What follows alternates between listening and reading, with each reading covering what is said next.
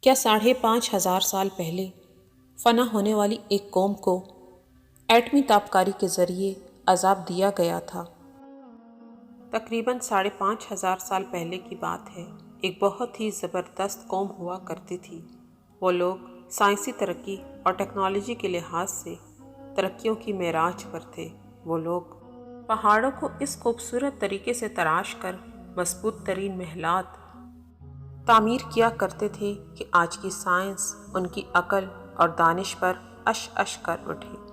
وہ لوگ اس قدر ذہین اور ماہرین تعمیرات تھے کہ اللہ کے مقابلے میں نعوذ باللہ جنت بنا دیا کرتے تھے۔ وہ انتہائی طاقتور، قداور اور جینیس تھے۔ اپنی انہی خصوصیات کی وجہ سے وہ اس دور کی سپر پاور کہلاتے تھے۔ اپنی ترقی، تعمیرات اور خصوصیات کی وجہ سے وہ سرکش ہوتے چلے گئے۔ وہ خدائے واحد لا شریک کے وجود سے منکر ہو گئے تھے۔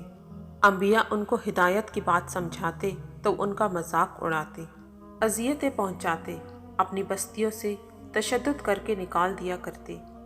وہ خطہ بہت سرسبز و شاداب تھا، لیکن جب ان پر عذاب نازل کرنے کا فیصلہ کر لیا گیا تو ان کے ہاں بارشیں روک دی گئیں، لیکن وہ پھر بھی باز نہ آئے۔ ان کے ہاں بارشوں اور بادلوں نے اپنے رب کے حکم سے بالکل رخ پھیر لیا، جس کی وجہ سے وہاں قحط سالی والی صورتحال پیدا ہو چلی تھی۔ اور پھر ایک روز انتہائی عجیب و غریب واقعہ رونما ہوا۔ انہوں نے ایک روز آسمان پر اٹھنے والے ایک دھوئیں کے بادل کو دیکھا جو تیزی سے ان کی طرف بڑھ رہا تھا۔ اس بادل کو دیکھ کر وہ بہت خوش ہوئے اور سمجھے کہ ان کی قحط سالی ختم ہو گئی ہے۔ اب یہ بادل خوب برسے گا اور ایک بار پھر ان کے ہاں ہر طرف ہریالی اور سبزے کا دور دورہ ہو جائے گا۔ لیکن یہ بادل قہر برسانے والا تھا۔ یہ وہ بادل نہیں تھا، بلکہ اس بادل نے سوائے ان کے مضبوط مکانات اور محلات کے کچھ بھی نہیں چھوڑا تھا۔ قرآن پاک میں اس واقعے کا ذکر کچھ اس طرح ملتا ہے۔ پھر جب انہوں نے دیکھا کہ وہ ایک بادل ہے جو ان کے میدانوں کی طرف بڑھا چلا آ رہا ہے، کہنے لگے کہ یہ تو ابر ہے جو ہم پر برسے گا۔ نہیں، بلکہ یہ وہی ہے جسے تم جلدی چاہتے تھے، یعنی آندھی، جس میں دردناک عذاب ہے۔ وہ اپنے رب کے حکم سے ہر ایک چیز کو برباد کر دے گی۔ بس وہ صبح کو ایسے ہو گئے کہ سوائے ان کے گھروں کے کچھ نظر نہ آتا تھا۔ ہم اسی طرح مجرم لوگوں کو سزا دیا کرتے ہیں۔ وہ ایک ایسی تند و تیز اور تابکاری اثرات والی ہوا تھی جس نے ہزاروں سال گزرنے کے بعد بھی اس خطے زمین کو آباد نہیں ہونے دیا۔ وہاں پر کسی نباتات اور ہریالی کو نہ تو چھوڑا تھا اور نہ ہی کسی کو سلامت رہنے دیا تھا۔ وہ ہوا جہاں جہاں سے گزرتی انسان کے جسموں سے گوشت کو اتار کر اسے صرف ہڈیوں کا ڈھانچہ رہنے دیتی۔ وہ ہوا ایسی بانجھ کر دینے والی تھی جیسے تابکاری کسی جگہ کی زمین کے اندر تک اثر کر کے اس کو بانجھ کر دیتی ہے، کسی چیز کو پیدا نہیں ہونے دیتی۔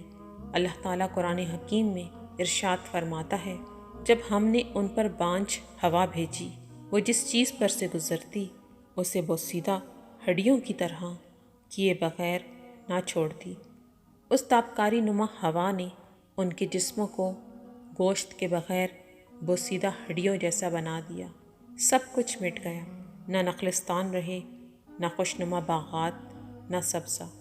ہر طرف اڑتی ریت اور انسانی ڈھانچے رہ گئے۔ یہ پورا خطہ خالی ہو گیا۔ آج بھی یہاں دور دور تک صرف ریت اڑتی نظر آتی ہے۔ آج کے زمانے میں اس خطے کو ربہ خالی کے نام سے ہی پکارا جاتا ہے۔ 4,000 سال گزر گئے۔ ایک روز اسی علاقے سے حضرت محمد مصطفیٰ صلی اللہ علیہ وآلہ وسلم کا اپنے لشکر کے ہمراہ گزر ہوا۔ لشکر ایک طویل مسافت طے کر کے آ رہا تھا۔ اہل لشکر نے اس خطے میں کچھ کھنڈرات دیکھے تو وہاں کچھ دیر رک کر آرام کرنے اور کھانے پینے کا ارادہ کیا۔ وہاں ایک کنواں بھی موجود تھا۔ اہل لشکر نے کنویں سے پانی لیا، وہاں کچھ خشک لکڑیاں اکٹھی کیں اور ان کو جلا کر روٹی اور سالن تیار کرنے لگے۔ جب دو جہاں کے سردار صلی اللہ علیہ وآلہ وسلم کو اس بارے میں معلوم ہوا تو آپ صلی اللہ علیہ وآلہ وسلم نے اپنے ساتھیوں کو حکم دیا کہ کنویں سے نکالا ہوا پانی، پکائی ہوئی روٹیاں اور تیار شدہ سالن کو ضائع کر دو اور اس میں سے کچھ بھی نہ کھاؤ اور نہ ہی پیو۔ جتنی جلدی ہو سکے یہاں سے آگے نکل جاؤ، ورنہ تم سب پر بھی بلا آ سکتی ہے۔ یہاں پر ایک قوم کو عذاب دیا گیا تھا، یہاں کی کسی چیز کو استعمال مت کرنا۔ یہ کھانا جو ایک بڑے لشکر کے لیے تیار کیا گیا تھا بہت بڑی مقدار میں تھا، لیکن آپ صلی اللہ علیہ وآلہ وسلم کے حکم پر سارے کا سارا ضائع کر دیا گیا۔ یہ آپ صلی اللہ علیہ وآلہ وسلم کا علم جو اللہ نے عطا کیا تھا کہ آپ صلی اللہ علیہ وآلہ وسلم نے اس جگہ پر نہ نظر آنے والی بلا یا وبا کا پتہ لگا لیا تھا جو انسانوں کے لیے مہلک تھی۔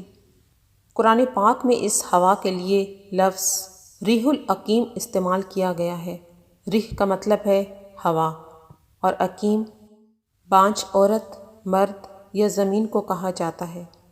علماء کرام اس لفظ بانجھ ہوا کے معنی عرصے دراز تک تلاش کرتے رہے، لیکن ایسی بانجھ ہوا کے بارے میں نہ جان سکے جو اتنی ہلاکت خیز تھی کہ جسم سے گوشت پگھلا کر ہڈیوں کو بوسیدہ کر دے اور اس جگہ پر موجود ہر چیز کو ایسا بانجھ کر دے کہ وہاں ہزاروں سال بعد بھی کوئی چیز کچھ نہ پیدا کر سکے۔